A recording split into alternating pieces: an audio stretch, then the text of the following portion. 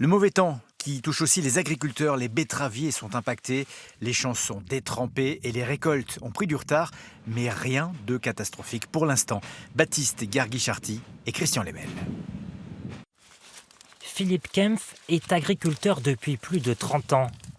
Voilà des générations qu'il récolte la betterave, mais ces derniers jours, ses machines sont à l'arrêt.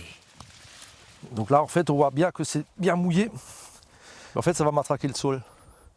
Et le pire qui puisse arriver, c'est que la machine reste plantée quelque part. En raison des intempéries, seuls 15 hectares de betteraves ont été récoltés depuis septembre. Une course contre la montre car ce betteravier doit pouvoir vendre sa production d'ici la fin de l'année. La crainte, c'est qu'on ne puisse plus les sortir, parce que s'il continue de pleuvoir, il faut les sortir. Il y a aussi, en fin d'année, il y a quand même les risques de gel. D'autres agriculteurs sont aussi touchés par ces pluies abondantes.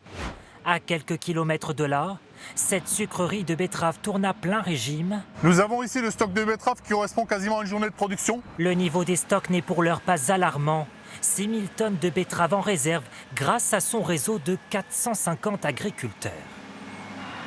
Nous jonglons actuellement pour trouver les parcelles où arracher pour continuer à alimenter ce stock et avoir un stock suffisant pour alimenter l'usine.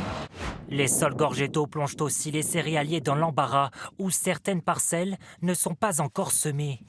Mais pour l'instant, la Chambre d'agriculture ne juge pas ces intempéries inquiétantes. Aujourd'hui, l'épisode, moi je ne le classe pas de manière exponentielle de grave. C'est tout simplement un épisode pluvieux que nous vivons actuellement. Il met du retard dans notre planning aujourd'hui, effectivement, mais voilà, ce n'est pas encore dramatique à ce point-là. Selon les dernières prévisions météo, les pluies devraient persister sur les 2 départements jusqu'en cette fin de semaine.